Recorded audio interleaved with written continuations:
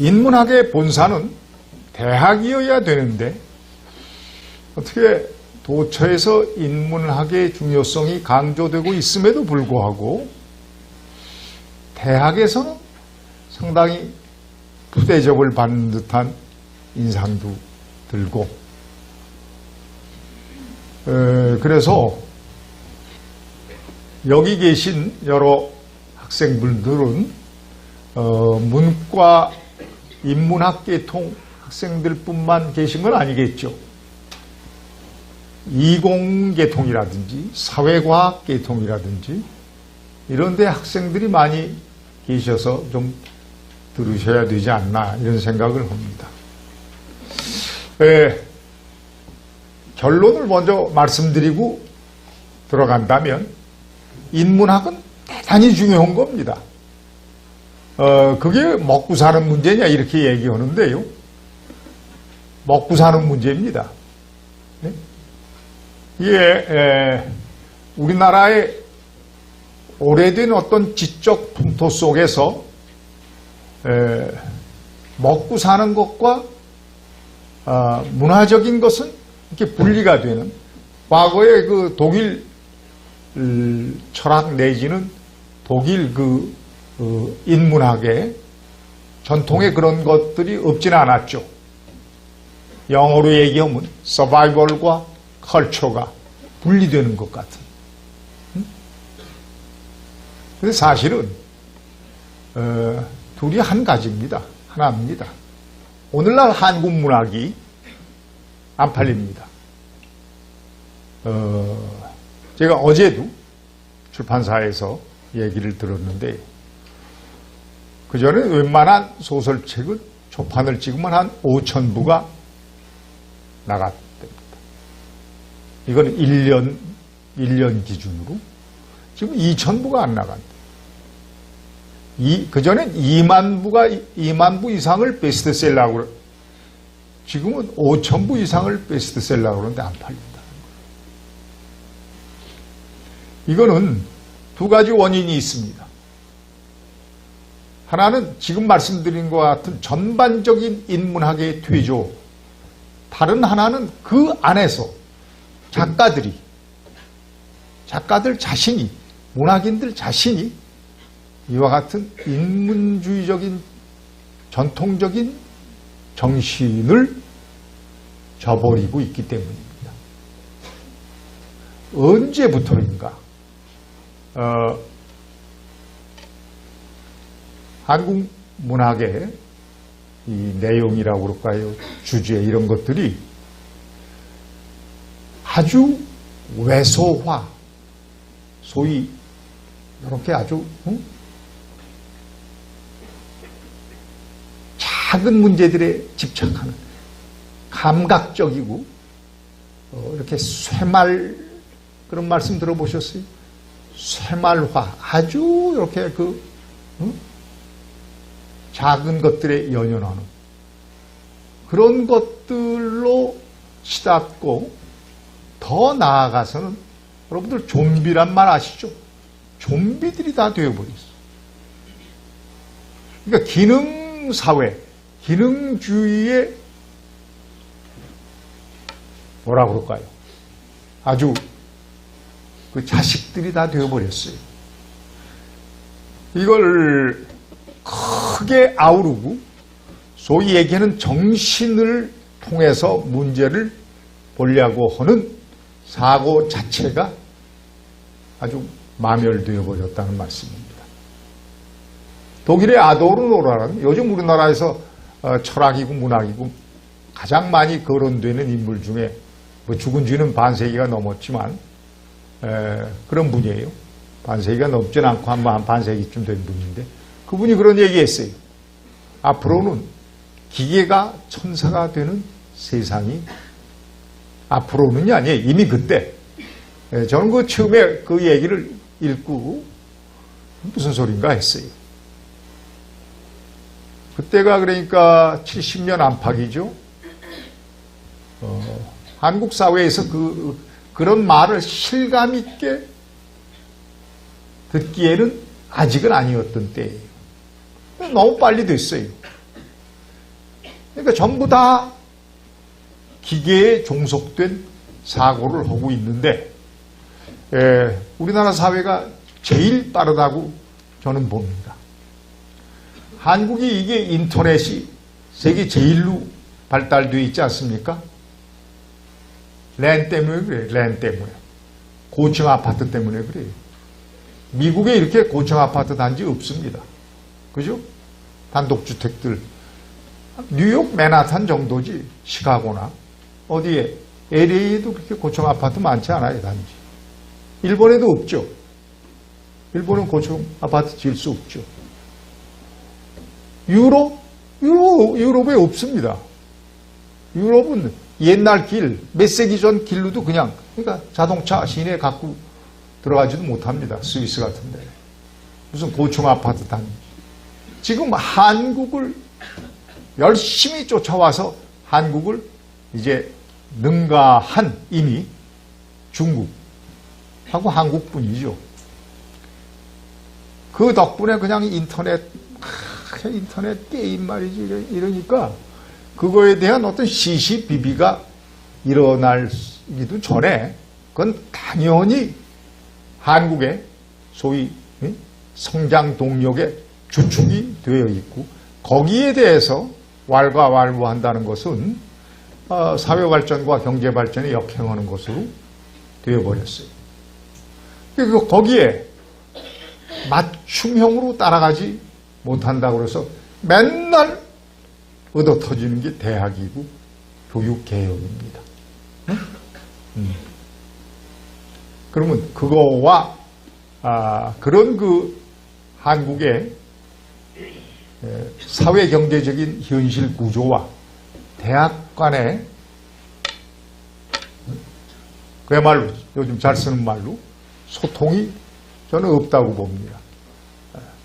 그런 상태에서 인문학의 중요성만을 강조하는 것은 이게 거리에서 떠드는 거리의 유랑극단처럼 되어버리는 게 아닌가, 되어버리고 있는 게 아닌가. 그래서 저는 인문학의 중요성, 그리고 인문학의 중요성, 소위 문사철을 얘기합니다만 문학과 철학입니다. 아주 인문학 그러지만 문학과 철학의 중요성을 정말 먹고 사는 문제와 연관지어서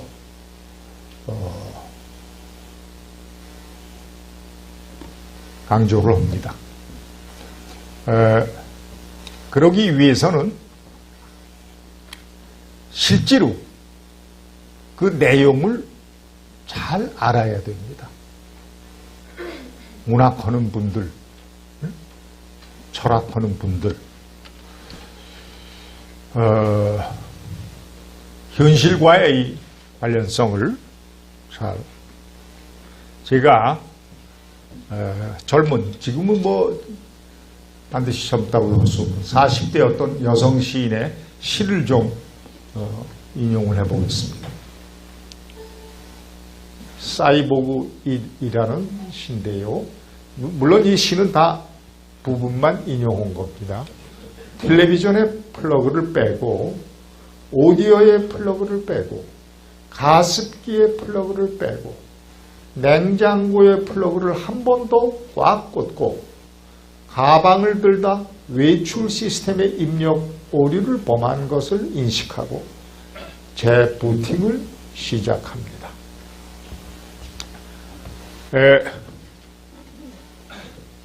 부분만 인용을 했습니다만 그 제목에서 볼 수 있는 것처럼 컴퓨터, 특히 PC가 현실이 된, 그래서 모든 것이 PC, 스마트폰, 요즘은 이제 PC도 벌써 갔다고 그러대요.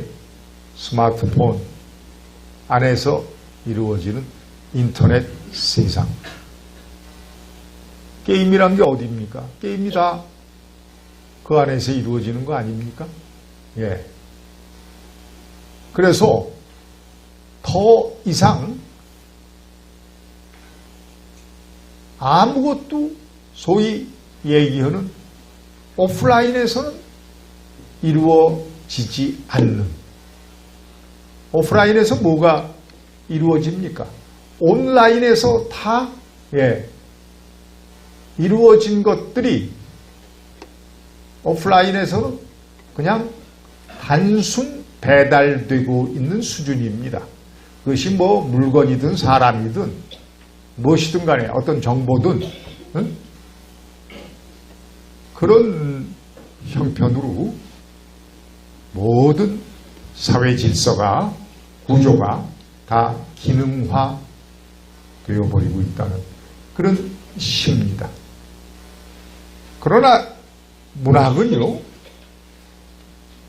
전통적으로 기능화를 거부하죠. 그런 의미에서 제가 독일의 문호이자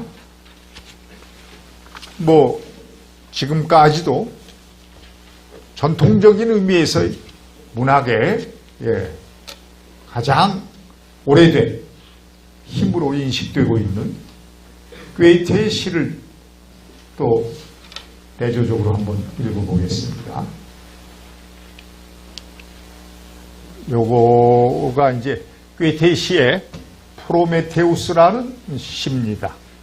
그 중에 한 절반 정도가 여기 제가 소개를 드리겠습니다.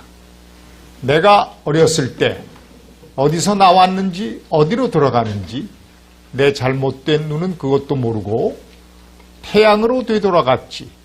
마치 거기에 내 불평을 듣는 귀가 있는 것처럼 내 가슴과 같은 가슴은 곤궁한 자를 불쌍히 여긴다. 거인족의 교만함에 맞서서 누가 나를 도왔는가? 누가 죽음에서 나를 구해주었나? 노예 상태에서 말일세. 당신은 모든 것을 스스로 완성한 것은 아니지 않는가? 성스럽게 불타오르는 가슴은 젊고 싱싱하게, 그리고 착각한 채 구원 덕분에 저 위 잠자는 사람을 향해 불타오르는 것 아닌가? 이 프로메테우스라는 시의 후반부 절반 정도입니다. 프로메테우스는 다 잘 아시다시피 그리스 신화에 나오는 신이죠. 소위 티탄 혹은 티타니우스, 티탄족에 속한다고 알려져 있는 신이죠. 이 신은 신에게서, 제우스 신에게서 돈을 인간에게 훔쳐다 주었고 그 죄로 인해서 고통을 받았다고 알려져 있는 그런 신입니다. 그래서 마치 그리스 신화에서 나오는 소위 인간 중심주의라고 할 수 있는 그런 신화를 대변하고 있는 신처럼 많이 알려져 있죠. 잘 아시다시피 2000여 전의 서양의 정신적인 어떤 흐름은 두 가지 흐름에서 나오고 있지 않습니까? 하나는 그리스를 중심으로 한 헬레니즘이고, 하나는 소위 오늘날의 기독교의 원류를 이루고 있는 히브리즘이죠. 헤브라이즘. 기독교는 하나의 유일신을 섬기는 종교이죠. 그렇지만 그리스 신화는 얼마나 많은 신들이 있습니까?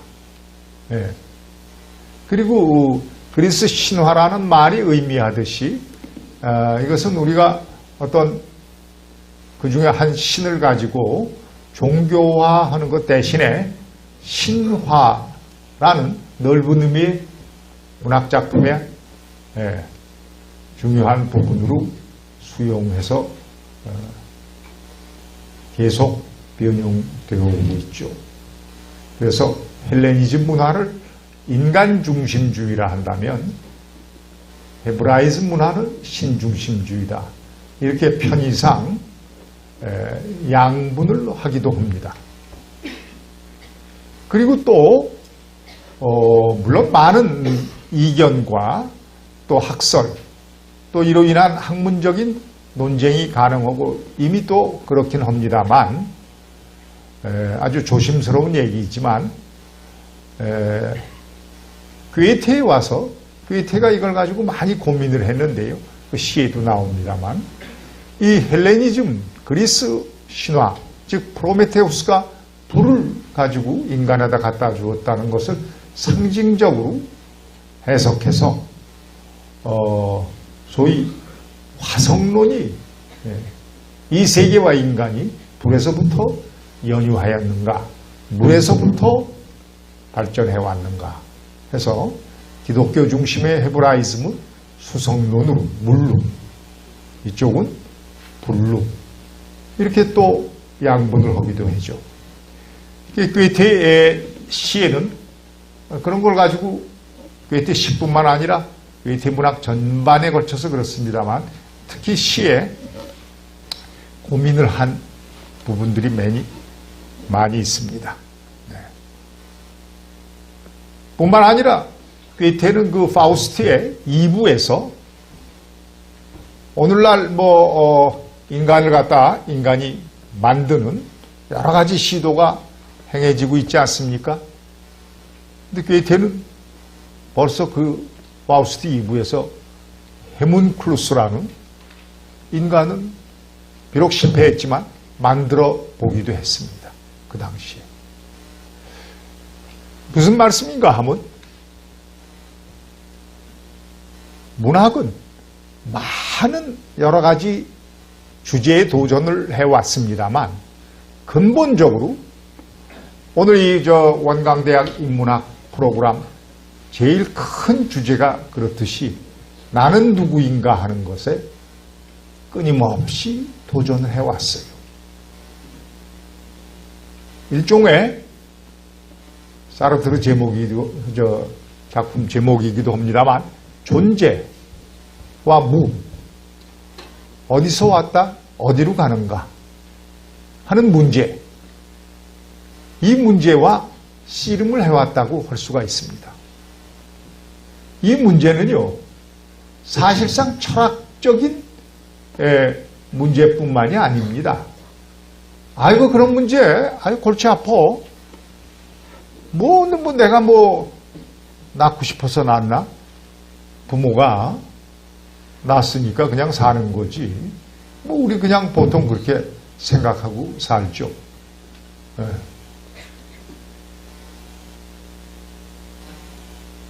그게 먹고 사는 문제하고 뭐가 관계 있습니까? 죽어서 가게 되면 또 그냥 가는 거고 같이 팔자지 그렇게 생각을 하면 쉽게 얘기해서 취직도 안 됩니다. 누가 기업에서 면접관이 면접하는데 자네는 참 철학적이구만. 골치 아픈 사람이야. 이럴 줄 알죠? 안 그래요? 요즘은요, 많이 이미 알려져 있다시피, 소위 얘기하는 스펙보다 인성을 중시한다고 하지 않습니까? 근데 무슨 스펙, 소위 얘기하는 실력 위주냐, 인성 위주냐, 이것도 이렇게 양분될 수 있는 게 아닙니다. 우수한 면접관들은 또는 우수한 기업인들은 사람 보면 압니다. 무슨 스펙인지 뭔지 100번 좋으면 뭐합니까? 사람 이렇게 척 보면 알아요. 모든 게 다 그렇진 않지만요. 인간에 대한 생각, 나는 어디서 왔다가 어디로 가는가 아는 사람 없습니다. 종교인들은 자기의 믿음이 있기 때문에 자기 신앙 고백을 할 수 있죠. 그러나 대부분의 사람들은 모릅니다. 거기에 정답을 말하라는 게 아니라 그런 문제에 대해서 생각하고 살고 있는가를 물어보는 거예요. 그런 사람들은 언제 어디에서든지 자기의 행동과 또 다른 사람들의 행동에 대한 이해의 폭이 깊습니다. 다 상대적으로 생각할 줄 압니다. 그러니까 무슨 물건을 하나 들고 여기서 저쪽 건물로 간다. 아주 단순 노동인 것 같아도 그런 거를 깊이 아는 사람은 감사하는 마음으로 열심히 그거 합니다. 그렇지 않은 사람은 어떻겠어요? 뭐 이렇게 하기 싫어서 내가 뭐 이런 거나 하려고 그러는 거. 응?